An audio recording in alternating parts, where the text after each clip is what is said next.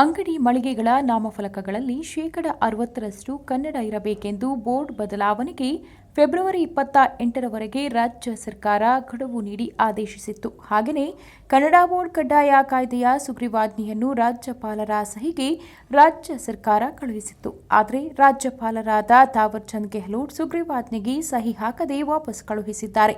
ಈಗ ರಾಜ್ಯಪಾಲರ ನಿರ್ಧಾರವನ್ನು ಕನ್ನಡ ಸಂಘಟನೆಗಳು ಖಂಡಿಸಿವೆ. ಇದರ ಕುರಿತು ಡಿಸಿಎಂ ಡಿಕೆ ಶಿವಕುಮಾರ್ ಅವರು ಪ್ರತಿಕ್ರಿಯೆ ಕೂಡ ನೀಡಿದ್ದಾರೆ. ವಿಧಾನಸಭೆ ಬರುವ ಮುಂಚೆ ಸುಗ್ರೀವಾಜ್ಞೆ ಮಾಡಿದ್ದೆವು. ಭಾಷೆ ಸಂಸ್ಕೃತಿ ರಕ್ಷಣೆ ಮಾಡುವುದು ನಮ್ಮ ಕರ್ತವ್ಯ.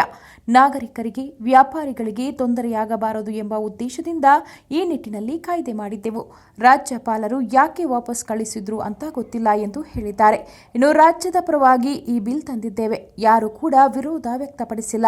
ಈ ಬಿಲ್ ಪಾಸ್ ಬಗ್ಗೆ ರಾಜ್ಯಪಾಲರು ಮರುಪರಿಶೀಲನೆ ಮಾಡಬೇಕೆಂದು ರಾಜ್ಯಪಾಲರಿಗೆ ಮನವಿ ಮಾಡುತ್ತೇನೆ ಎಂದು ತಿಳಿಸಿದರು.